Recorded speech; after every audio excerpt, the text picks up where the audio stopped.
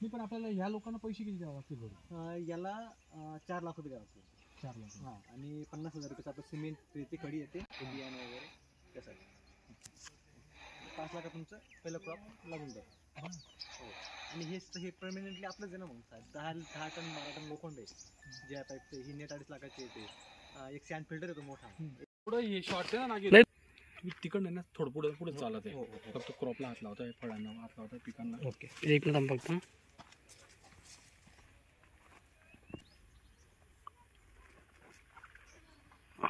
DT सह्याद्रीवाल्यांनी कार्यक्रम घेतलेला आहे आपला. असं ना. हो,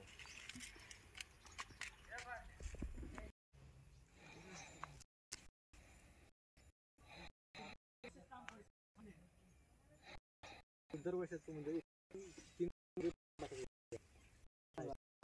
मला एक ॲव्हरेज सांगा बरं. एकच पीक जर दरवेळेस आपण लावलं ना, शिमला कॅप्सिकम हे पीक आले ना, त्यात ॲव्हरेजली भरपूर निघतं. मी पहिले त्याला जे एक 16 म्हणलं 16-17 82 टन एवढा 3 जिल्ह्यांमध्ये जिल्ह्यात सुद्धा नाही एवढं शेतकरी टॉपला तरी एवढं उत्पादन कोणी घेतलं आणि एवढं मी घेतलं. हे तारांच्या वरती शिमला एक फूट होते डायरेक्ट. तर 82 टन शिमला केली. दुसरं मी डाळिंब केला होता. हे 5 एकर माझं पूर्ण क्षेत्र डाळिंबाचं होतं.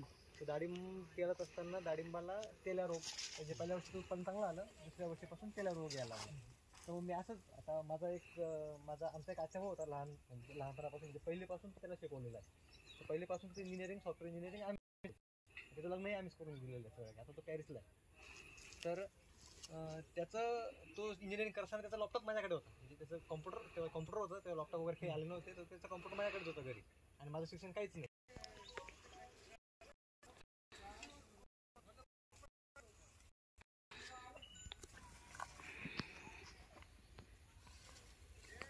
खराब पाना काढून घ्या.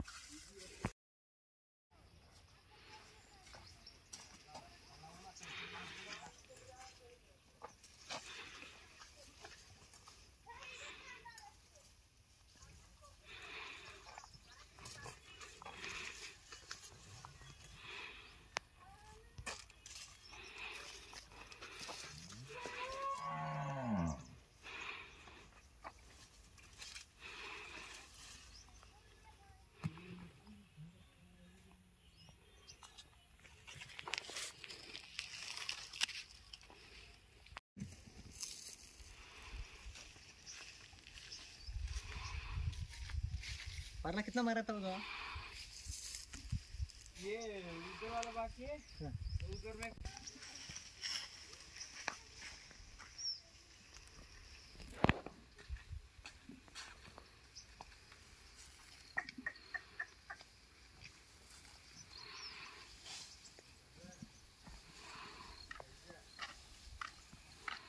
अशा पद्धतीने तुम्ही शेडनेटची शेती करताय. एकूण खर्च किती, काय समस्या आल्या आणि उत्पन्न किती?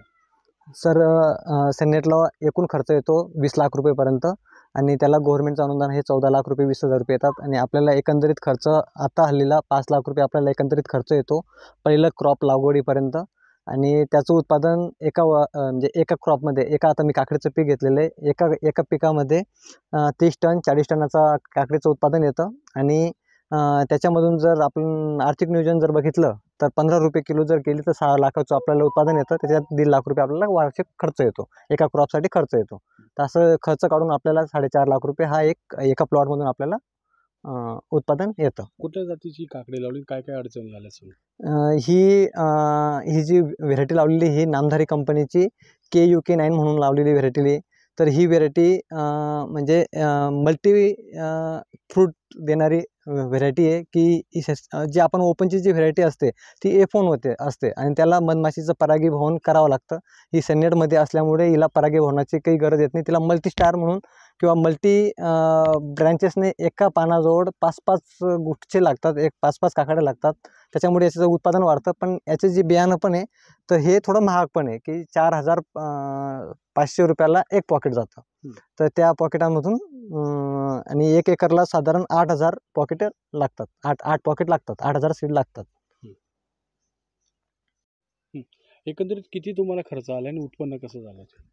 सर एक एकरचं जर हे असं बघायला गेलं म्हणजे त्याचं जर आर्थिक नियोजन जर काढायचं ठरवलं तर एका एकरामधून आपल्याला एक क्रॉप काढण्यापर्यंत 1.5 लाख रुपयाचा खर्च येतो आणि 40 टन माल निघाला. जर आपलं 15चं जर मार्केट रेटने जर आपल्याला भाव गेला तर आपलं 6 लाखाचं उत्पादन येतं. 1.5 लाख रुपये खर्च वजा जातं, 4.5 लाख रुपये आपल्याला प्रॉफिट एका एकरातनं राहतं. आणि आता माझ्याकडे असे 6 एकर सेग्मेंट केलेले आहेत आणि 6 एकरमध्ये माझं पूर्ण काकडीचंच पीक लावलेलं आहे आता हल्ली.